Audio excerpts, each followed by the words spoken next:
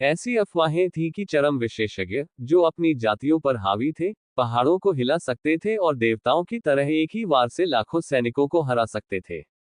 यहाँ तक कि निम्न स्तर के मार्शल कलाकार भी जादू कौशल का अभ्यास करके भयानक रूप से शक्तिशाली बन सकते थे।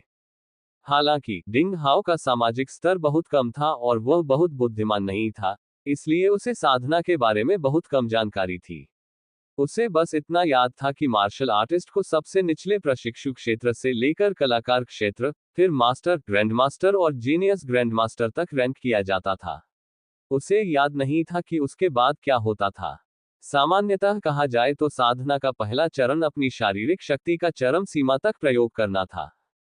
फिर कोई व्यक्ति अपने डेंटियन के अंदर एक जादुई क्यूई बीज को उत्तेजित करके क्यूई हेरफेर जादू कौशल विकसित कर सकता है। एक अनाकार जादुई क्यूई शरीर में उत्पन्न होगी और मेरिडियन में प्रवेश करेगी। दुर्भाग्य से डिंग हाओ को अपने जादुई क्यूई बीज को उत्तेजित करने के बारे में कोई निर्देश नहीं था। वर्तमान में यही उनकी सबसे बड़ी बाधा थी। सौभाग्यवश उन्हें इसका समाधान मिल गया। एक दिन का समय बीत गया। जब डिंग हाओ ने तलवार सफाई तालाब के पास 10,000 पहली बार अपनी तलवार लहराई तो सूरज पहले ही डूब चुका था। उसने ऐसा व्यवहार किया जैसे कुछ हुआ ही ना हो और तलवारबाजी की तलाश करने वाले संप्रदाय की ओर वापस चला गया। बेशक उसके सामने जो खूबसूरत पहाड़ था, वह अभी उसका नहीं था। झुगी झोपड़ी में पहुंचने के बाद घर जाने के बजाय उसने अपना चेहरा एक फटे हुए लिबादे से ढक लिया और झुगी झोपड़ी के अंदर वाले क्षेत्र की ओर चल दिया। उसके चारों ओर की भीड़ धीरे धीरे कम हो गई। वह अजीब चट्टानों और भयानक सन्नाटे से घिरा हुआ था। कभी कभार आने जाने वाले लोग भी अपना चेहरा ढककर जल्दी जल्दी चल रहे थे। इस समय सूर्य अंततः अस्त हो गया और उसके चारों ओर घना अंधेरा छा गया। डिंग हाओ घुमावदार सड़क पर चलते हुए कुछ ऊंची चोटियों को पार करता हुआ एक खाली घास के मैदान में पहुंचा। मैदान के चारों ओर डरावनी चोटियां और चट्टानें थीं, जो मशालों से ढकी हुई थीं, जो इस जगह को रोशनी की एक झलक देती थी। यहाँ बहुत से लोगों ने स्टॉल लगा रखे थे और कुछ लोग सामान खरीद रहे थे। हर जगह वस्तु विनिमय की आवाज गूंज रही थी। ये स्थान वास्तव में एक बाजार था। ये झुगी झोपड़ियों में काला बाजार था। इसमें वह सब कुछ था जिसकी किसी को आवश्यकता हो सकती थी, जिसमें हथियार, जड़ी बूटियां और जादू कौशल की पुस्तकें भी शामिल थीं। बेशक वे ज्यादातर निम्न स्तर के सामान या नकली थे, इसलिए कचरे के ढेर से कुछ मूल्यवान वस्तु चुनने के लिए गहरी नजर की जरूरत थी। जिनके पास ये क्षमता नहीं है, उन्हें यहाँ नहीं आना चाहिए, क्योंकि यहाँ केवल हिंसा के आधार पर ही कानून बनाए गए हैं। यदि कोई व्यक्ति डकैती से स्वयं की रक्षा करने में असमर्थ हो, तो वह किसी से सहायता की आशा नहीं कर सकता था। ये काला बाजार बहुत बड़ा नहीं था। इसमें अधिकतर कमजोर गुंडे शामिल थे, क्योंकि वास्तव में शक्तिशाली मार्शल कलाकार यहाँ आना नहीं चाहते थे। डिंग हाओ ने एक खाली जगह ढूंढी और जमीन पर एक साफ कपड़ा बिछा दिया। फिर उसने कपड़े पर तीसरे चरण की औषधीय जड़ी बूटी, ड्रैगन हॉट सीडलिंग, को बेचने के लिए रख दिया। इस स्तर की औषधीय जड़ी बूटी इस बाजार में बहुत दुर्लभ थी, और इसके हल्के लाल प्रवाह ने तुरंत ही सबका ध्यान आकर्षित किया। ओह, कोई तो ड्रैगन हॉट सीडलिंग बेच रहा है। इस तरह की तीसरी अवस्था की जड़ी बूटी शारीरिक शक्ति को बढ़ाने के लिए बहुत बढ़िया है। मैंने बहुत समय से बाजार में इस तरह की कोई अच्छी चीज नहीं देखी है। इसे बेचने वाला वह जरूर बेवकूफ होगा। हे, ये सिर्फ एक है। उसे शायद ये गलती से कहीं मिल गया होगा और वह इससे किस्मत बनाना चाहता है। शायद वह कोई भाग्यशाली कमजोर व्यक्ति है। क्या उसे यह चिंता नहीं है कि उसे यहाँ लूट लिया जाएगा? सभी लोग बिना किसी चालाकी के जोर जोर से बोल रहे थे। सभी डिंग हाओ की ताकत को परखने की इच्छा से चमकते ड्रैगन हॉट सीडलिंग को लालच भरी नजरों से देख रहे थे। जल्द ही किसी ने पूछा, आप वहां हैं, ये कितना है? 2 मीटर से ज्यादा लंबा एक मजबूत आदमी डिंग हाओ के पास आया। उसके लंबे और बिखरे हुए बाल उसके खतरनाक चेहरे को ढक रहे थे और उसकी आंखों में शैतानी इरादे साफ झलक रहे थे। उसने अपनी शक्ल नहीं छिपाई, इससे पता चलता है कि उसे अपनी ताकत पर पूरा भरोसा था। 1000 टन चांदी, डिंग हाओ ने शांति से उत्तर दिया।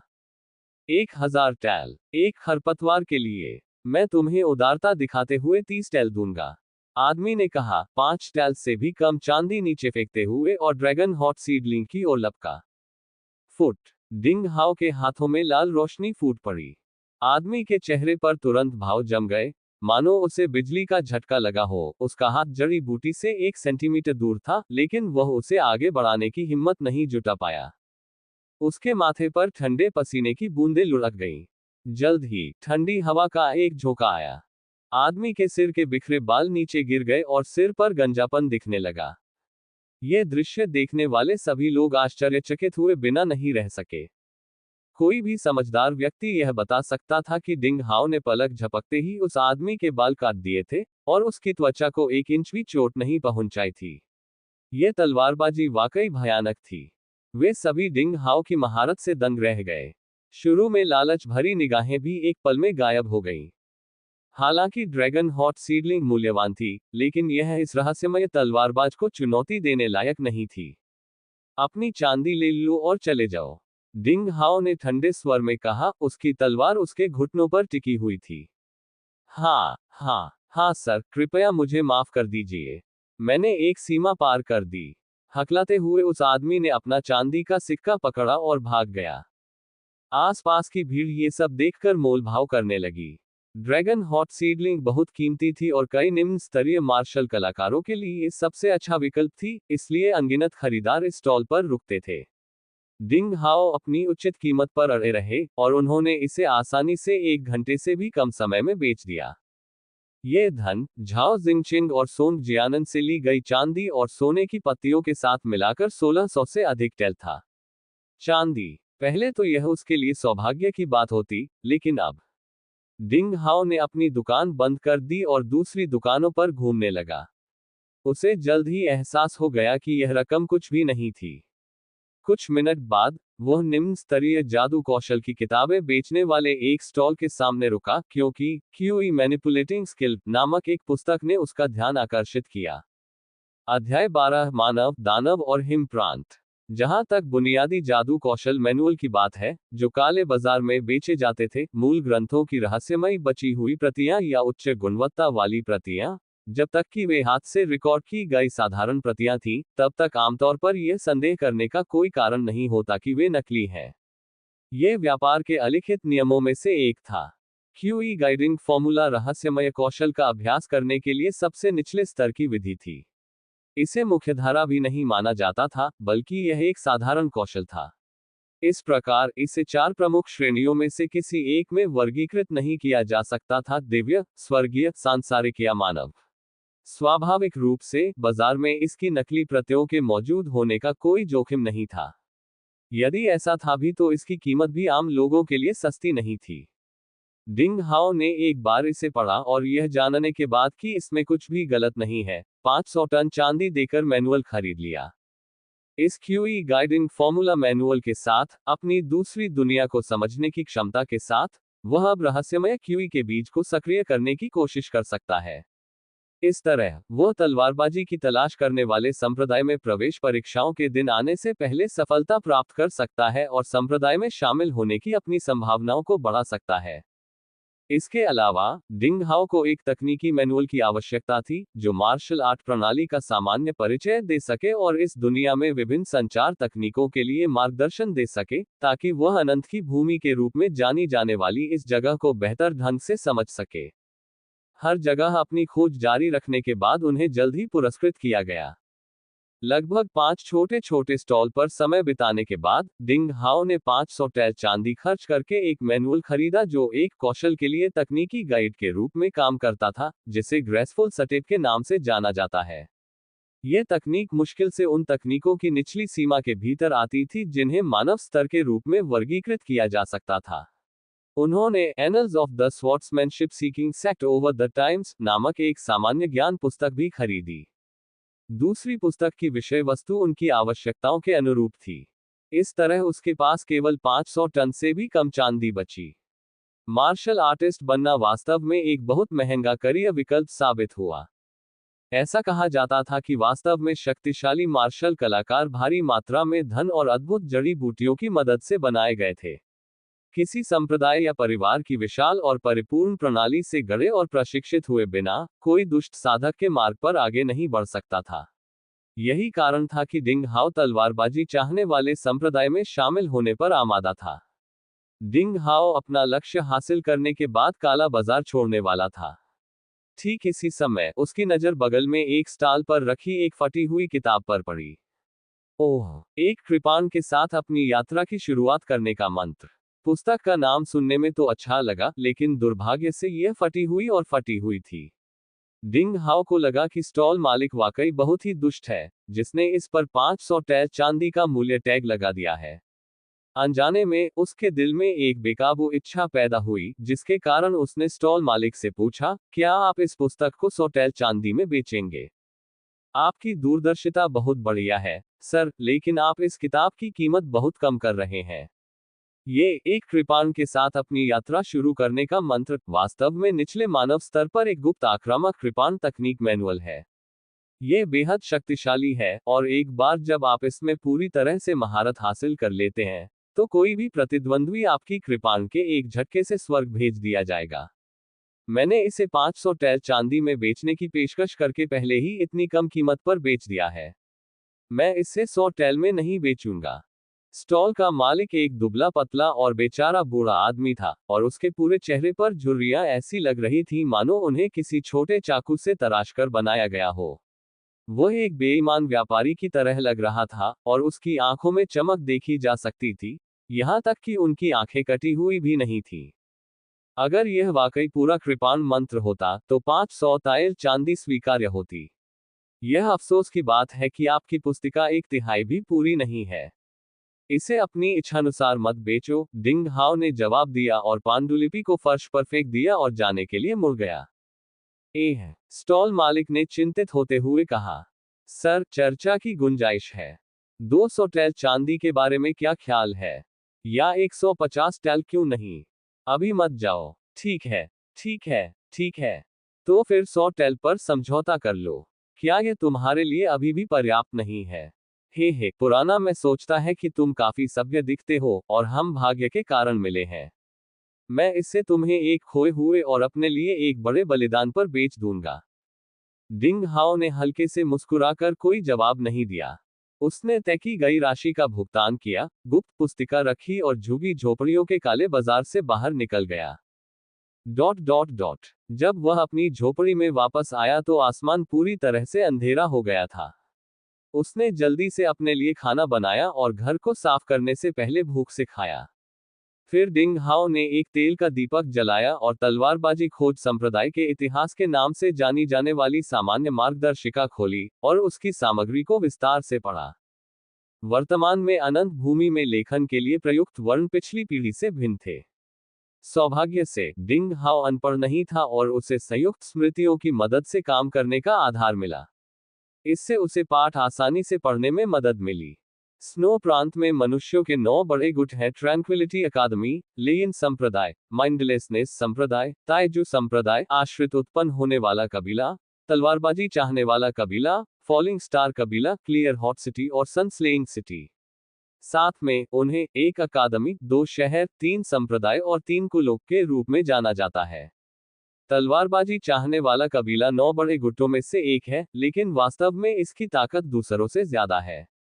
इसे स्नो प्रांत की प्रमुख शक्तियों में से एक माना जा सकता है। 9 महान मानव गुटों के अलावा, स्नो प्रांत की विशाल भूमि पर बड़ी संख्या में अज्ञात शक्तियों वाले राक्षस फैले हुए हैं। स्नो प्रोविंस को इसका नाम गर्मियों के छोटे मौसम और सर्दियों के लंबे मौसम के कारण मिला है, साथ ही इस तथ्य से भी कि लंबी सर्दियां अधिक बर्फबारी का कारण बनती हैं। यह अनंत भूमि के उत्तरी क्षेत्र के बंजर भूमि में 16 प्रांतों में से एक है। इसकी भूमि विशाल है और संसाधन प्रचुर हैं, जबकि इसका सतही क्षेत्र लाखों किलोमीटर से अधिक तक फैला हुआ है। इसके कई पहाड़ों और घाटियों में असंख्य मनुष्य और राक्षस रहते हैं। सदियों से दोनों जातियों में एक दूसरे के साथ कई बार संघर्ष हुआ है, और जीवित रहने और संसाधन जुटाने के लिए दोनों पक्षों द्वारा नरसंहार किए गए हैं। हालांकि स्नो प्रांत द्वारा कवर किया गया सतही क्षेत्र बहुत बड़ा है, फिर भी यह उत्तरी बंजर भूमि के 16 प्रांतों में से सबसे छोटा प्रांत है। अन्य 15 प्रांतों द्वारा कवर किया गया भूभाग इतना बड़ा है कि किसी के लिए भी अपने पूरे जीवन में उनमें से किसी एक की पूरी दूरी तय करना मुश्किल होगा। इसके अलावा उत्तरी बंजर भूमि अनंत भूमि के 5 महान क्षेत्रों में से एकमात्र है। पश्चिमी रेगिस्तान, उत्तरी सीमा, पूर्वी बंजर भूमि और मध्य मैदान के अन्य 4 भूमि क्षेत्र भी मौजूद हैं। इन विशाल क्षेत्रों में अनगिनत संप्रदाय, प्राचीन कुल, परिवार, राक्षस और विदेशी जातियां मौजूद हैं जो इतनी शक्तिशाली हैं कि उनका वर्णन करना मुश्किल है। अगर वास्तव में कोई प्रतिस्पर्धा होनी थी, तो तलवारबाजी चाहने वाले संप्रदाय को स्नो प्रांत में प्रमुख खिलाड़ियों में से एक होने के बावजूद केवल महत्वहीन माना जा सकता है, बल्कि विशाल महासागर में पानी की एक बूंद के समान। तलवारबाजी चाहने वाले संप्रदाय के इतिहास से अनंत भूमि का अपरिष्कृत परिचय पढ़कर डिंग हाओ पूरी तरह से हिल गया था। यह अनंत भूमि स्पष्टतः इतनी विशाल थी कि इसका वर्णन करना कठिन था। पिछली पीढ़ी की पृथ्वी का क्षेत्रफल इस पीढ़ी का 100वां हिस्सा भी नहीं था। पिछली पीढ़ी में कई तरह के अवर्णनीय प्राणी और नस्लें मौजूद थीं। ये बहुत ही जीवंत और रहस्यमय था, जो डिंग हाओ की सबसे अजीब कल्पनाओं से भी कहीं ज्यादा था। ये वास्तव में संभावनाओं से भरी एक अद्भुत दुनिया थी। डिंग हाओ इस समय भावुक हो गया। पुस्तक को फिर से विस्तार से पढ़ने के बाद उसे एहसास हुआ कि इसके अन्य भागों ने उसे इतिहास के कुछ हिस्सों, विशेषज्ञों, पिछली उपलब्धियों के साथ साथ तलवारबाजी चाहने वाले संप्रदाय के वर्तमान संगठनात्मक ढांचे से परिचित कराया। ये सब बहुत जटिल था और पुस्तक ने सब कुछ विस्तार से समझाया। डिंग हाओ ने ये सब याद किया, ये सोचकर कि यह भविष्य में काम आ सकता है। संप्रदाय के बारे में सामान्य समझ प्राप्त करने के बाद उन्होंने पुस्तक को रख लिया और क्यूई प्रेरक सूत्र के रूप में ज्ञात रहस्यमय कौशल की गुप्त पुस्तिका खोली। डिंग हाओ ने क्यूई प्रेरक फॉर्मूला खरीदने का फैसला किया था क्योंकि यह एक सामान्य प्रकार की तकनीक थी और इसे अत्यंत मौलिक माना जा सकता था। यह बहुत संभव था कि अनंत की भूमि में बेहतर कौशल एक दूसरे को अस्वीकार कर सकते थे। क्यूई प्रेरक सूत्र जैसे मूलभूत प्रकार भविष्य में तलवारबाजी चाहने वाले संप्रदाय में शामिल होने के बाद किसी भी उच्च स्तरीय कौशल पर अधिक प्रभाव नहीं डालेंगे, क्योंकि वे बहुत बुनियादी थे। इसके अलावा, ये बुनियादी कौशल दूसरों का ध्यान आकर्षित नहीं करेंगे। विषय वस्तु वाला पृष्ठ पलटने पर उन्होंने देखा कि आरंभिक अध्याय तो बहुत सारे छोटे छोटे अक्षरों से भरा हुआ था। अगला अध्याय, अध्याय 13, 12 मध्याह्न रेखाएं। क्यूई एक अविश्वसनीय चीज है। भौतिक शरीर की सीमाओं से प्राप्त शक्ति एक अदृश्य शक्ति है। यह पत्थरों के स्तंभों को तोड़ सकती है, पहाड़ों और समुद्रों को हिला सकती है। ये स्वर्ग को चुनौती दे सकती है और भाग्य बदल सकती है। ये जीवन को लंबा खींच सकती है और शून्य से चीजों को प्रकट कर सकती है।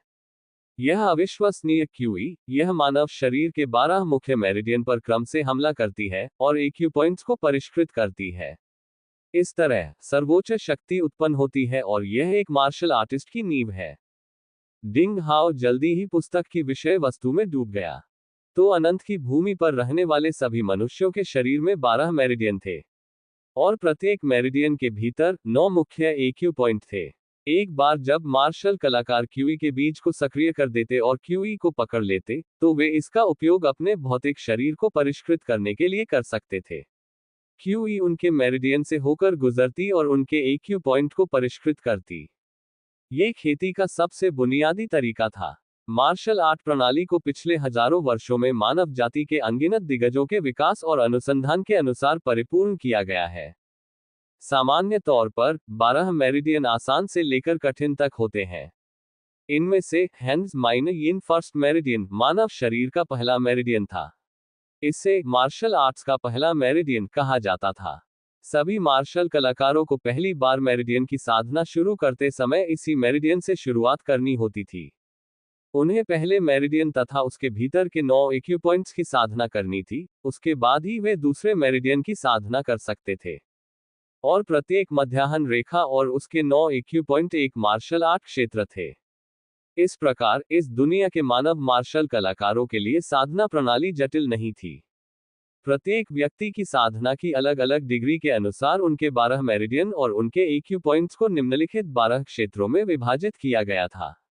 वे थे martial student, martial artist, master, great master, grand master, great grand master, martial king, martial सम्राट, मार्शल ग्रैंड सम्राट, मार्शल सेज, मार्शल डेमिगॉड और मार्शल गॉड।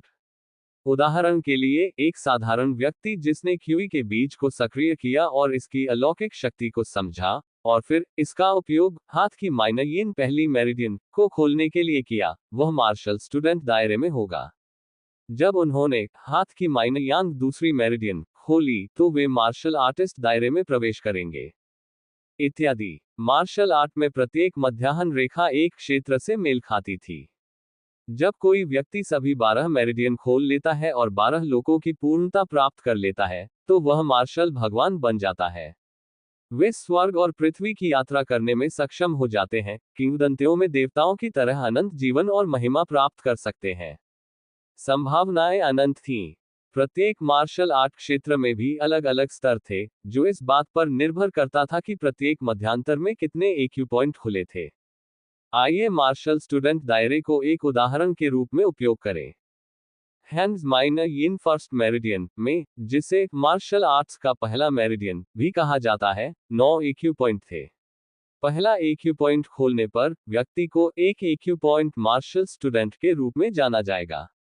2 एक्यू पॉइंट खोलने पर उन्हें 2 एक्यू पॉइंट मार्शल स्टूडेंट के रूप में जाना जाएगा। हर नए एक्यू पॉइंट के खुलने से व्यक्ति को नई शक्तियां प्राप्त होंगी और उनकी ताकत कई गुना बढ़ जाएगी। मार्शल आर्टिस्ट क्षेत्र में प्रवेश तभी संभव था जब सभी 9 एक्यू पॉइंट खुल जाते थे, जो 9 एक्यू पॉइंट्स की पूर्णता को दर्शाता था। केवल तभी वे मार्शल आर्ट्स के दूसरे मेरिडियन, हैंड्स माइनयांग मेरिडियन, को खोलने में सक्षम होंगे। इस पृष्ठ को पलटते हुए डिंग हाओ ने अपनी आंखें बंद कर ली और कुछ देर सोचने लगा। इसके बाद उन्होंने किताब पढ़ना जारी नहीं रखा, बल्कि उन्होंने ड्राइंग क्यूई फॉर्मूला में बताए गए तरीकों का पालन करना शुरू कर दिया और खुद की मालिश की। उन्होंने अपने शरीर में क्यूई की शक्ति को बुलाने और क्यूई के बीज को सक्रिय करने की कोशिश की। सैद्धांतिक रूप से क्यूई के बीज को सक्रिय करने के लिए एक पूर्वापेक्षा थी। वह ये कि शारीरिक शक्ति अपनी चरम अवस्था में होनी चाहिए। साथ ही उसे 5 प्रमुख आवश्यकताओं को पूरा करना था, जो थी खून की प्रचुरता, मजबूत हड्डियां, परिष्कृत अंग, क्रिस्टल जैसा खून और बढ़िया नियंत्रण। अतीत में डिंग हाओ ने व्यवस्थित प्रशिक्षण नहीं लिया था, और निश्चित रूप से वह ऐसी आवश्यकताओं को पूरा नहीं कर पाएगा। हालांकि चट्टान पर गुफा में अनुभव किए गए अजीब बदलाव के बाद डिंग हाओ का शरीर एक रहस्यमय स्थिति में लग रहा था। उसकी ताकत और गुणवत्ता कई गुना बढ़ गई थी। डिंग हाओ को खुद भी नहीं पता था कि उसका शरीर इस समय किस तरह की स्थिति में था। इस प्रकार वह इसे आजमाने के लिए तैयार था। क्यूई का बीज एक रूपक था। डिंग हाओ ने क्यूई फॉर्मूला बनाने के तरीकों का पालन किया। उसने अपनी सांस को शांत किया और अपने शरीर में अदृश्य क्यूई को खोजने की कोशिश की। उन्होंने लगभग तुरंत ही अपने डेंटियन में क्यूई का धीमा प्रवाह महसूस किया। ये बहुत सरल था। ये क्यूई के बीज को सक्रिय करने का पहला कदम था, और इसे क्यूई का चित्रण कहा गया। ड्राइंग क्यूई फॉर्मूला में वर्णन के अनुसार एक सामान्य व्यक्ति को सफलतापूर्वक क्यूई खींचने से पहले कम से कम दसियों हजार बार प्रयास करना पड़ता था। जारी रखना। डिंग हाओ ने अपने शरीर में कमजोर क्यूई को बुलाया और बिना रुके उन्हें अपने डेंटियन के केंद्र में इकट्ठा किया। फिर उसने एक अजीब पैटर्न के साथ अपनी नाभि को उत्तेजित करना शुरू कर दिया। पहले की तरह लगभग उसी समय जब डिंग हाओ ने इसके बारे में सोचा, एक चांदी जैसी सफेद पवित्र क्यूई जो रेशम के धागे की तरह थी, उसकी नाभि के नीचे बढ़ी। फिर इसने तेजी से कताई को संघनित किया। कुछ ही समय में एक अंगूठे के आकार का बीज बन गया। यह अंडाकार क्रिस्टल स्पष्ट था और शानदार ढंग से चमक रहा था। ये डिंग हाओ के डेंटियन में धीरे धीरे दृढ़ता से और स्वाभाविक रूप से घूमता रहा। क्यूई का बीज, मैं इतनी जल्दी सफल हो गया। डिंग हाओ बहुत हैरान था। ड्राइंग क्यूई फॉर्मूला के अनुसार विशेष शारीरिक बनावट और दुर्लभ प्रतिभा वाले मार्शल आर्ट के प्रतिभाशाली लोग भी अपने क्यूई के बीज को सक्रिय करने में बहुत समय और ऊर्जा खर्च करते हैं। 10 दिन का समय सामान्य माना जाता था। इसे एक दिन में पूरा करना दुनिया को चौंका देगा। इस बीच डिंग हाओ ने 5 मिनट से भी कम समय में ये काम पूरा कर लिया और सफल भी हो गया। यह बहुत तेज था, है ना? हाँ, क्या ये हो सकता है कि मैं 10 लाख में एक प्रतिभाशाली व्यक्ति हूँ? डिंग हाओ को जो सदमा महसूस हुआ उसे वह बयां नहीं कर सका। एक पूर्व गीक के रूप में उसका अहंकार काफी हद तक संतुष्ट हो गया था। कुछ देर तक खुशी में डूबे रहने के बाद डिंग हाओ ने खुद को शांत करने और मन की शांत अवस्था में वापस आने के लिए मजबूर किया। उसने ड्राइंग क्यूई फॉर्मूला में विधि का उपयोग करना जारी रखा और क्यूई के बीज को गर्म करना शुरू कर दिया, जिससे उसकी क्यूई परिष्कृत और बढ़ गई। क्यूई के बीज को गर्म करना और पानी देना आवश्यक था ताकि वह बढ़ता रहे, और जब ये संतुष्ट हो जाएगा तभी यह अंकुरित होगा और मानव शरीर में वापस जाएगा। ये क्यूई का उत्पादन करेगा और व्यक्ति के भौतिक शरीर को बदल देगा, जिससे सूक्ष्म आंतरिक परिवर्तन होगा। फिर यह मानव शरीर में छिपे खजाने को खोल देगा। मूलतः यही कारण था कि मार्शल आर्टिस्ट सामान्य लोगों से अलग खड़े होते थे। डिंग हाओ की अद्भुत प्रतिभा फिर से सामने आई। 2 घंटे से भी कम समय में डिंग हाओ ने अपने क्यूई बीज को संतुष्ट कर लिया। उसके डेंटियन के केंद्र में क्यूई का बीज सफेद बर्फ और कठोर बर्फ की तरह चमक रहा था। इससे एक अवर्णनीय आकर्षण पैदा हो रहा था, क्योंकि चांदी की क्यूई की धारें क्यूई के बीज को घेर रही थी और उसके चारों ओर घूम रही थी। ड्राइंग क्यूई फॉर्मूला के अनुसार इसका मतलब था कि क्यूई का बीज पूर्ण हो चुका था और उसने आधिकारिक तौर पर क्यूई को समझ लिया था। दायरे के हिसाब से वह एक मध्यम श्रेणी के मार्शल छात्र के स्तर पर था। डिंग हाओ ने अपनी आंखें खोली और धीरे धीरे ऊपर उठा। क्यूई के बीज को सक्रिय करने के बाद उसने अपने शरीर में बदलाव महसूस किया। डिंग हाओ झोपड़ी से बाहर निकला और आंगन में प्रवेश किया। उन्होंने जंग लगी तलवार को हाथ में थाम लिया और लगातार बुनियादी तलवार के पैटर्न का अभ्यास किया। फिर उन्होंने रैपिड क्रॉस तलवार का अभ्यास किया। अध्याय 14 सफेद वस्त्र पहने सुंदर लड़की। चांदी की तरह सफेद चांदनी के नीचे लाल तलवार की रोशनी का एक समूह अस्तित्व में आया और चला गया। वे आगे पीछे लुढ़के और तलवार सीटी बजाती रही। ये स्वतंत्र और सहज था। डिंग हाओ की हरकत धीमी से तेज और फिर तेज से बेहद धीमी हो गई। वह एक रहस्यमयी अवस्था में डूबा हुआ था। पलक झपकते ही 4 घंटे बीत गए और चांद आसमान के बीचों बीच लटक गया। डिंग हाओ की गति इतनी धीमी थी कि वह और धीमी नहीं हो सकती थी। ये फिल्मों में दिखाए जाने वाले धीमी गति के दृश्य जैसा था, लेकिन इसमें एक अलग आकर्षण था। यदि कोई व्यक्ति जंग लगी तलवार की गति को बगल से घूर रहा होता, तो उसे कुछ ही क्षणों में थकान, चक्कर और बेहोशी महसूस होती। तलवार की शक्ति सामान्य तलवार कौशल से कहीं अधिक थी। इससे भी ज्यादा दुर्लभ बात यह थी कि डिंग हाओ को पहले की तरह ज्यादा पसीना नहीं आया। इसके बजाय उसके पसीने की सिर्फ कुछ बूंदें थीं, जो बिल्कुल साफ थीं। फुट। डिंग हाओ ने अपनी जंग लगी तलवार रख ली और संतुष्ट होकर सिर हिलाया। जब मैं 10 बार से ज्यादा तलवार चलाने का अभ्यास करता था, तो मुझे थकान महसूस होती थी। मेरे रोमछिद्रों से लगातार पसीना भी बहता रहता था। ये वास्तव में मेरे शरीर से ऊर्जा का असामान्य नुकसान है। अब मैं मूल रूप से अपने शरीर में ऊर्जा को लॉक कर सकता हूं, और अगर मैं 6 घंटे से ज्यादा तलवार चलाने का अभ्यास करता हूं, तो भी मुझे थोड़ा पसीना आता है। इसके अलावा मुझे बिल्कुल भी थकान महसूस नहीं होती। ये क्यूई के बीज को सक्रिय करने का रहस्य है ना? डिंग हाओ को धीरे धीरे क्यूई का रहस्य समझ में आ गया। ड्राइंग क्यूई फॉर्मूला के रिकॉर्ड के अनुसार डिंग हाओ पहले से ही क्यूई को मार्शल आर्ट्स फर्स्ट मेरिडियन में ले जा सकता था, जिसे हाथ की माइनयन मेरिडियन के रूप में भी जाना जाता है। वह आधिकारिक तौर पर मार्शल स्टूडेंट दायरे में प्रवेश कर सकता था। हालांकि डिंग हाओ ने आगे बात जारी नहीं रखी। आखिरकार ड्राइंग क्यूई फॉर्मूला आम था और इसमें कोई रहस्य नहीं था। अगर डिंग हाओ एक सच्चा पावरहाउस बनना चाहता था, तो उसे बेहतर कौशल में साधना करनी थी। आधिकारिक तौर पर तलवारबाजी चाहने वाले संप्रदाय में प्रवेश करना और मध्य श्रेणी में साधना करना, ताइक्सुआन तलवार और इंद्रियों क्यूई लेख पूछता है, सबसे अच्छा विकल्प था। आखिरकार अच्छे जादू कौशल भविष्य के मार्शल आर्ट क्षेत्रों के लिए एक ठोस आधार तैयार करने में उनकी मदद कर सकते हैं। इसके अलावा तलवारबाजी चाहने वाले संप्रदाय की प्रवेश परीक्षा उत्तीर्ण करने में उसे कोई समस्या नहीं होनी चाहिए, क्योंकि वह मार्शल स्टूडेंट क्षेत्र के प्रवेश बिंदु तक पहुंच गया था।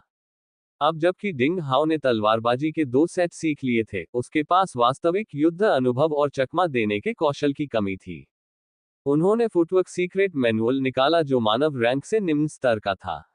इसे स्टनिंग स्टेप्स कहा जाता था और उन्होंने इसे पढ़ना और अभ्यास करना शुरू कर दिया। स्टनिंग स्टेप्स का नाम हंस गीज की तेज हरकतों के नाम पर रखा गया था। मैनुअल के अनुसार जब कोई व्यक्ति पैरों के काम का अच्छा अभ्यास करता है तो वह हंस गीज की तरह तेजी से आगे बढ़ने में सक्षम होगा। जब तलवारबाजी के साथ इसका इस्तेमाल किया जाता है तो शक्ति कई गुना बढ़ जाती है। जब कोई व्यक्ति इस कौशल में निपुण हो जाता है तो वह 1 सेकंड में 10 बार आगे बढ़ने में सक्षम हो जाता है। इसे मानव रैंक के निचले स्तरों में सबसे अच्छे सहायक कौशलों में से एक माना जाता था। समय जल्दी बीत गया। डिंग हाओ पूरी तरह से साधना के आनंद में डूबा हुआ था। वह एक भावुक तीर्थयात्री की तरह था जिसने अपना दिल और आत्मा साधना में समर्पित कर दिया था। उसे एक ऐसी खुशी महसूस हुई जो उसने पहले कभी महसूस नहीं की थी। ... इसके बाद के दिनों में सब कुछ शांत और सामंजस्यपूर्ण रहा। प्रतिदिन तलवार सफाई तालाब के आसपास के क्षेत्र की सफाई करने के अलावा डिंग हाओ अपना सारा समय साधना में बिताता था। वह पहले से ही बुनियादी तलवारबाजी और रैपिड क्रॉस तलवार में निपुण थे और स्टनिंग स्टेप्स से भी अच्छी तरह परिचित थे। डिंग हाओ को भी कुछ सुराग मिले। तलवारबाजी की उसकी समझ तेज थी, लेकिन उसके पैरों और दिमाग की खेती की गति थोड़ी धीमी लग रही थी। हालांकि ये पहले से ही एक जीनियस के स्तर पर था। जहां तक ब्लेड संबंधी निर्देशों की फटी हुई प्रति का सवाल है, डिंग हाओ को अभी तक इसका अभ्यास करने का समय नहीं मिला था। वह आधिकारिक रूप से तलवारबाजी चाहने वाले संप्रदाय में प्रवेश करने के बाद इसमें साधना करने जा रहा था। समय उड़ गया और पलक झपकते ही तलवारबाजी चाहने वाले संप्रदाय द्वारा शिष्यों को स्वीकार करने के लिए आधिकारिक तौर पर अपने दरवाजे खोलने में 3 दिन से भी कम समय रह गया। पिछले कुछ दिनों से बड़ी संख्या में युवा अपने परिवार और सुरक्षाकर्मियों की सुरक्षा में पहाड़ों पर दिखाई देने लगे थे। वे पहाड़ पर चढ़ गए और तलवारबाजी के इच्छुक संप्रदाय की प्रवेश परीक्षा देने के लिए तैयार हो गए। 1000 मील के दायरे में सबसे बड़े मानव संप्रदाय के रूप में तलवारबाजी चाहने वाला संप्रदाय उन किशोरों के लिए बहुत आकर्षक था। वार्षिक शिष्य स्वीकृति समारोह हमेशा एक भव्य बैठक हुआ करता था।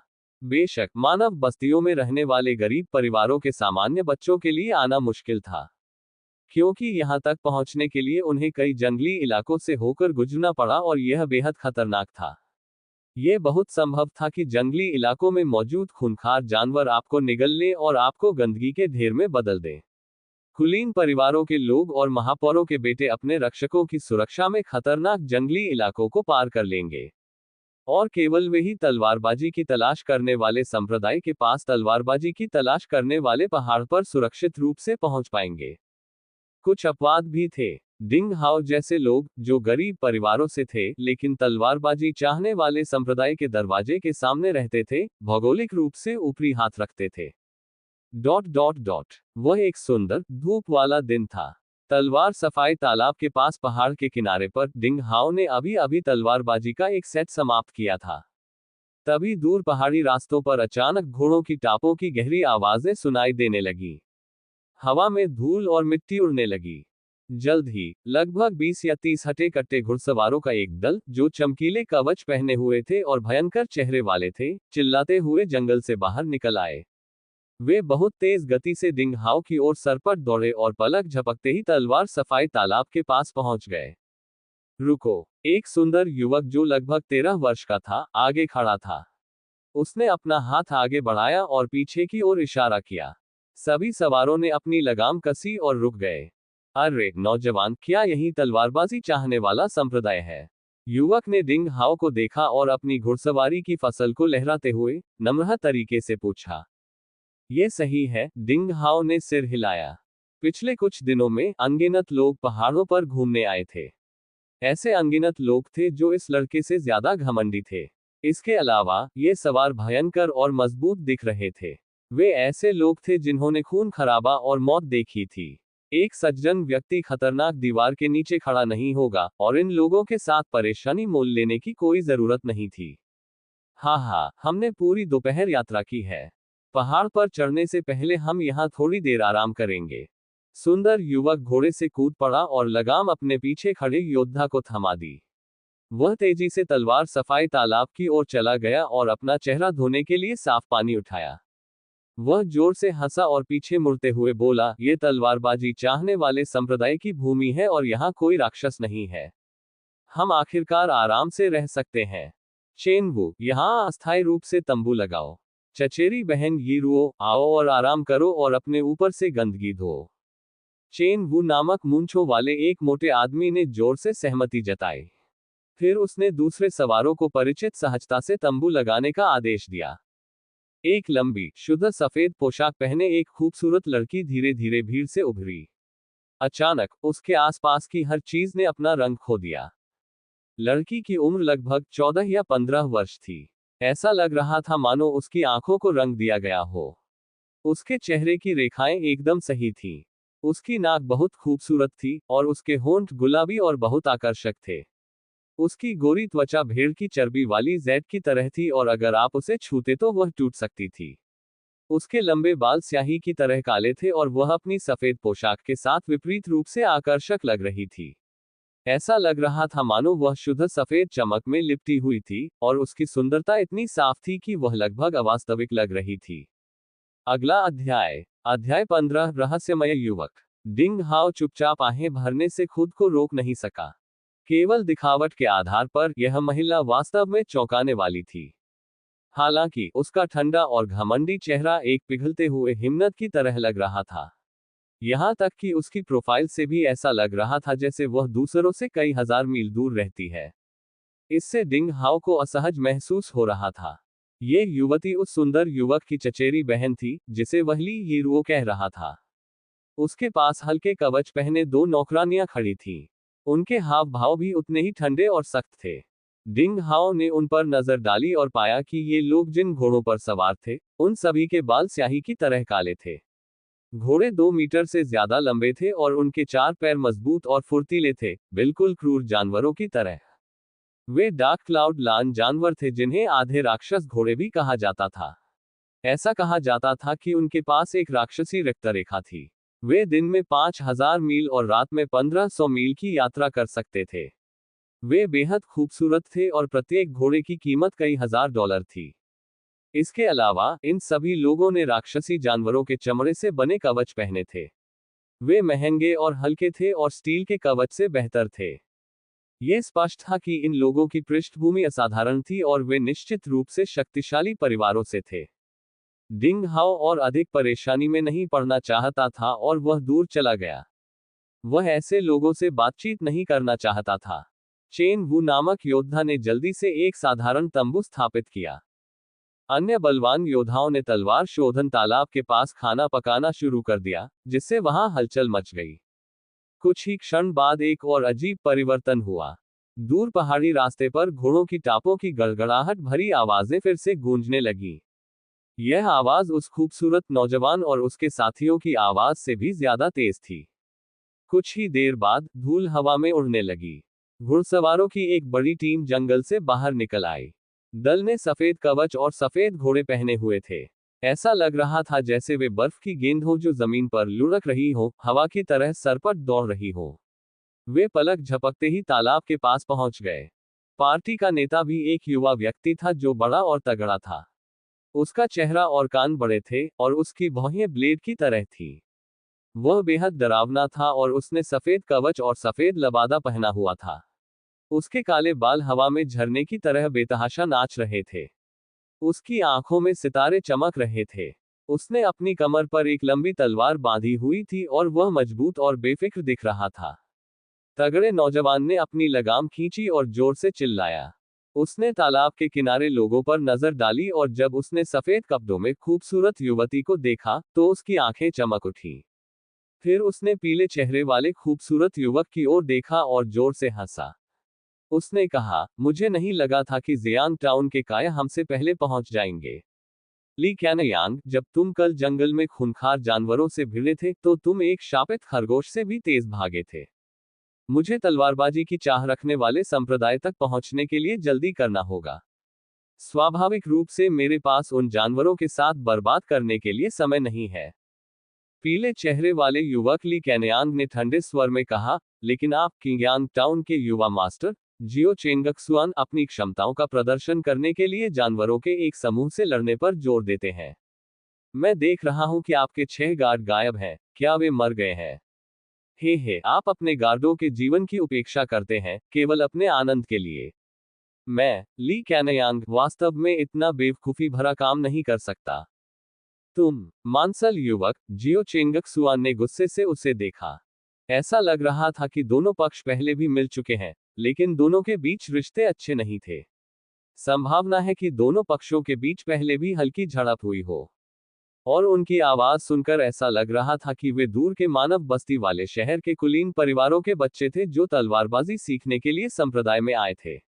दोनों पक्षों के रक्षक ज्यादातर मार्शल स्टूडेंट दायरे के योद्धा थे। दोनों युवक और युवती सभी के पास मार्शल आर्ट की अच्छी नींव थी और वे मार्शल स्टूडेंट दायरे में प्रवेश करने वाले थे। ऐसा लग रहा था कि दोनों पक्ष गतिरोध की स्थिति में आ गए हैं। जियो चेंगशुआन ने ठंडी हंसी में अपने पहरेदारों को आदेश दिया कि वे भी तलवार सफाई तालाब के पास साधारण तंबू लगा लें। वे यहां दूसरे दल से लगभग 10 मीटर की दूरी पर रुकने वाले थे। हालांकि दोनों के बीच कोई सीधा टकराव नहीं हुआ, लेकिन मौखिक झड़पों में कोई कमी नहीं थी। डिंग हाओ इन लोगों से कोई लेन देन नहीं करना चाहता था। वह तलवार सफाई तालाब के पास दूर बैठा था और जंग लगी तलवार उसके घुटने पर टिकी हुई थी। उसने इस समय का उपयोग अपने शरीर में क्यूई को विकसित करने और उसे आगे बढ़ाने के लिए किया, जिससे उसके भौतिक शरीर को लगातार पोषण मिलता रहा। ली येरुओ नाम की चौंकाने वाली सुंदरता एक साफ सुथरी सन की लग रही थी। वह महिला योद्धाओं की तरह कपड़े पहने 2 नौकरानियों की संगत में तलवार सफाई तालाब में गई और नहाने के लिए पानी लाने लगी। फिर उसने जल्दी से एक तंग और सफेद योद्धा के कपड़े पहन लिए। उसने अपनी पैंट ऊपर की और तालाब के किनारे खेलने लगी। लड़की के नाजुक और सफेद पैर भेड़ की चर्बी वाले जैड की तरह थे। उसके सुंदर पैर की उंगलियां चटक लाल रंग से रंगी हुई थीं और उसकी गोरी पिंडलियां बेमिसाल खूबसूरत थीं। यह चौंकाने वाला और दिल को छूने वाला था। कोई भी उसकी खूबसूरती को देखकर चौंक जाएगा और उसे दूर से ही देखकर शर्मा जाएगा। ली कैनयांग और शियाओ चेंगक सुआन सहित दोनों दलों के योद्धा कभी कभी उसकी ओर देखते थे।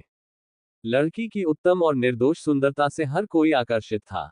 केवल डिंग हाओ दूर बैठा था, अपनी आंखें कसकर बंद किए हुए।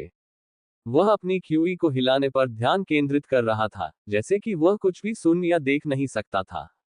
यद्यपि वह कपड़े के कपड़े पहनता था, फिर भी ऐसा लगता था कि वह इस दुनिया का नहीं है। उसकी आभा देवताओं की तरह तैरती थी, जिससे वह अत्यंत सुंदर लगता था। ली येरुओ ने तुरंत डिंग हाओ को नोटिस किया। बेशक, गर्वित छोटी हंसनी को केवल अपने होठों को थोड़ा सा मोड़ना था, और उसके सुंदर होठों के कोनों पर एक अभिमानी और तिरस्कारपूर्ण वक्र दिखाई दिया। उसने अतीत में ऐसे कई युवक देखे थे जो दूसरों से अलग व्यवहार करके उसका ध्यान आकर्षित करने की कोशिश करते थे। इस तरह का व्यवहार ली येरुओ को हास्यास्पद और बचकाना लगता था। वह सिर्फ अपनी उबाऊ जिज्ञासा के कारण उस गरीब लड़के पर ध्यान देने के लिए खुद को नीचा नहीं करेगी जो सस्ते कपड़े पहनता है और जिसका कोई भविष्य नहीं है। जैसे जैसे समय बीतता गया, दोपहर करीब आती गई और सूरज और अधिक गर्म होता गया। हर साल कुछ अजीबोगरीब घटनाएं होती रहती हैं, लेकिन इस साल ऐसी घटनाओं की संख्या असाधारण रही। पता ही नहीं चला कि कब दूर जंगल के किनारे से एक अजीब काली परछाई धीरे धीरे आती दिखाई दी। वह एक दुबली पतली और कमजोर लड़खड़ाती हुई आकृति थी। ऐसा लग रहा था कि वह अपनी सारी ताकत खो रही है। वह धीरे धीरे लड़खड़ाते हुए तलवार सफाई तालाब की ओर बढ़ रहा था। जब वह नजदीक गया तो स्पष्ट रूप से पता चला कि वह एक दुबला पतला और कमजोर युवक था जो लगभग 14 वर्ष का था। उसके खुरदरे कपड़े पहले से ही फटे हुए थे, कांटों से फटे हुए थे। उसकी खुली त्वचा गंदगी से भरी हुई थी और खून बह रहा था। उसके काले बाल भूसे की तरह उलझे हुए थे। उसकी पतली और कमजोर भुजाएं और पिंडलियां खुली हुई थीं, और उसकी काली त्वचा की सतह पर तरह तरह की चोटें थीं। रहस्यमय युवक अपनी पीठ पर एक बांस की टोकरी लिए हुए था। टोकरी पर कपड़े का एक फटा हुआ टुकड़ा था। कोई नहीं जानता था कि वह क्या है और वह थोड़ा भारी लग रहा था। वह लड़खड़ाता हुआ नंगे पांव आगे बढ़ रहा था। उसे चक्कर आ रहा था। वह तपती रेत पर कदम दर कदम आगे बढ़ रहा था, मानो वह अपनी पीठ पर एक बड़ा पहाड़ उठा रहा हो। उसके बिखरे बालों के नीचे 2 आंखें थीं जो रात के आसमान में तारों की तरह चमक रही थीं। उनमें एक अवर्णनीय आकर्षण था, मानो उन्हें देखकर किसी का दिल टूट जाए और वह नशे में हो जाए। पानी पानी। जब उसने तलवार साफ करने वाले तालाब को देखा, तो वह सांवला युवक चौंक गया। वह तेजी से आगे बढ़ा, लड़खड़ाता हुआ और उस ओर भागा। जब वह आखिरकार तालाब के पास पहुंचा तो उसने अपने शरीर की सारी ताकत लगा दी थी। उसने सावधानी से टोकरी तालाब के पास रख दी, घुटनों के बल बैठकर दोनों हाथों से साफ पानी को ऊपर उठाना चाहता था। लेकिन अचानक एक धमाका हुआ और वह गलती से उथले पानी और नरकेट में गिर गया। उसने ऊपर चढ़ने की भी जहमत नहीं उठाई। वह बस पानी में लेट गया और लालच से पानी को पीता रहा।